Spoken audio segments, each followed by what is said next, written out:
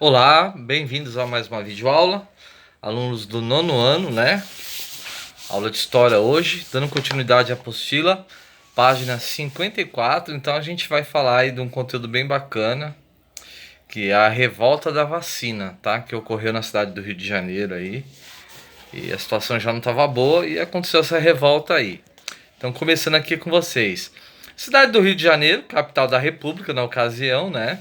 Centro cultural do país, ou seja, a corte morava lá, depois deu origem à República e tal, né? Então enfrentava problemas do início do século XX, tá? Por quê? O crescimento da população, falta de moradias, aí acabaram levando um aumento muito grande dos cortiços, né? Cortiço é mais ou menos igual do Chaves lá, onde uma área onde tem diversas casas, né? Então, como era um cortiço, não tinha nenhum tipo de estrutura, né, de saneamento básico, enfim. Uma grande quantidade de pessoas, perdão, morando num local apertado e muitas vezes eles dividiam tanque, banheiros e assim por diante. Então, assim, sujeira, falta de saneamento básico, as epidemias, a varíola, né, na época que era muito intensa, surgiu e era uma doença infecciosa, né, aguda, e era caracterizado por manifestações de pústulas, bexigas, que ao estourarem deixam cicatrizes e de febre amarela também, tá? Que eram frequentes, sendo as principais causas de morte entre a população na época. Bom, então se fazia, tá, necessário por parte do governo adotar algumas medidas para resolver esse problema, porque era a principal cidade, tinha o porto ali onde tinha os navios e tinha sempre muito trabalho para ser realizado, né? Então tinha realmente a necessidade de uma reforma urbana na cidade. E aí os médicos, higienistas, que falam engenheiros, políticos, acreditavam que tal medida traria benefícios também para o regime político republicano, tá certo? Então eles viam que por parte do governo adotar medidas para resolver tal problema seria não só bom para o povo, mas para o governo também, para as questões econômicas, tá certo? Então o bacana é que assim, né? Aí o governo federal, no caso, o governo do Brasil, junto com Oswaldo Cruz, né? Desenvolveram, tinha a vacina aí de varíola. E aí eles resolveram vacinar o povo, porém não houve divulgação, não foi falado do que se tratava, o que que era, porque ia vacinar nem isso, nem nada disso. Então pegava as pessoas da marra, né? E saíam dando agulhadas aí, sem nenhum aviso prévio. Então é como se alguém te parasse na rua, te segurasse e te vacinasse. Então é até meio engraçado hoje, né? Apesar de não ser engraçado, mas o povo se revoltou com tal situação, né? Porque estão me matando, estão me aplicando um veneno para me matar, né? Aí o povo, mediante isso, ficou desesperado e começou um quebra-quebra, destruição, invasão, né, domiciliar. O povo saiu quebrando tudo, se revoltou contra o governo.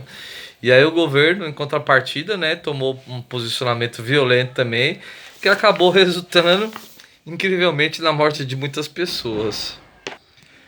Para vocês terem uma ideia, tem até um textinho aqui que fala assim, tá? Vou ler para vocês.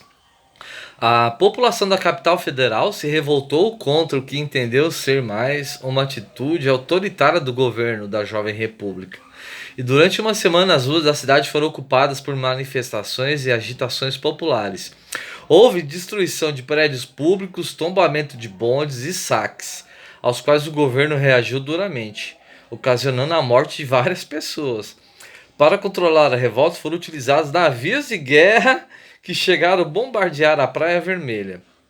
Aí, após reassumir o controle da cidade, o presidente Rodrigues Alves decretou que a vacinação não seria mais obrigatória, mas sim opcional. Então, são os erros, né, que o governo brasileiro adotou, porque deveria ter informado, dito que era uma coisa boa, né, mas o povo achou que não. Tá certo, pessoal? Então é isso, revolta da vacina. E agora eu vou falar um pouquinho para vocês também da revolta dos marinheiros, revolta da Chibata. Então, ó, a Marinha Brasileira Ao longo de sua história, sempre se considerou a elite das Forças Armadas. Fazia parte da sua cultura a aplicação de castigos físicos. Então eu fui militar, realmente é meio dureza, né? Lá eles tratam de forma brusca os seus soldados. Então existiam castigos. Então toda vez que os marinheiros, em sua maioria pobres e negros, faziam alguma coisa errada, eles eram castigados.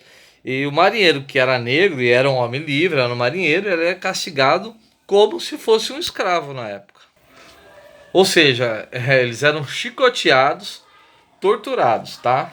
Então os marinheiros viviam em estado de constante tensão. Não existia uma certa valorização, né, dos militares no Brasil na época, tá certo? Pois rotineiramente um deles era castigado. Aí em 1910 uma situação explodiu numa rebelião, ficou conhecida como Revolta da Chibata. Então no dia 22 de novembro de 1910, o marinheiro Marcelino Rodrigo Menezes foi punido com 250 chibatadas. Então, olha só que a coisa era tensa mesmo. Na presença de toda a tropa e ao som de tambores, por ter agredido um colega da marinha. Então, percebe-se que quem era negro aí tinha um castigo muito maior, tá? À noite, os marinheiros liderados pelo marujo João Cândido Felisberto, que passou a ser conhecido como Almirante Negro, tomaram os dois mais importantes navios da marinha, tá? O nome deles era Minas Gerais e São Paulo, os dois navios, as embarcações. Expulsaram os oficiais, sim, e aqueles que demonstraram resistência foram mortos. Então os caras ficaram revoltados mesmo, tá? Dispensando os marinheiros e anistia, perdão, aos rebelados. Então, o que ele queria?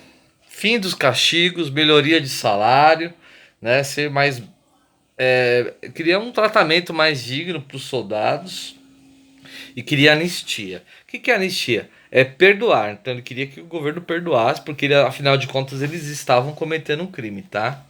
Aí o Marechal Hermes da Fonseca, presidente da República, assinou o decreto que abolia os castigos físicos na Marinha e concedeu anistia aos marinheiros rebelados. Mas 2 dias depois o presidente não cumpriu o prometido. Os revoltosos foram expulsos da Marinha, né? E o resultado disso: 25 marinheiros foram mortos, 16 marinheiros morreram de sede e calor no presídio, foram presos, e 105 marinheiros foram expulsos para a região amazônica.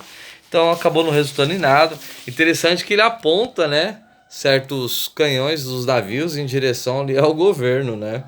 Então o presidente ele acatou a decisão, né, dos rebelados, mas depois que eles se entregaram, acabou descumprindo tudo que havia falado aí. Tá certo? Então essa é a revolta da vacina. Professor, você viu para alguma coisa? A longo prazo, sim, tá? As coisas melhoraram, né? O João Cândido, que era o líder, ele até conseguiu sobreviver, né? Que estava na prisão da Ilha das Cobras. E aí, depois, em 1911, foi internado como louco e indigente no Hospital Nacional dos Alienados, perdão, tá? Então é isso. Então, a longo prazo, as coisas melhoraram um pouquinho, né? Então, um grande abraço, até a próxima videoaula aí. Beijo no coração.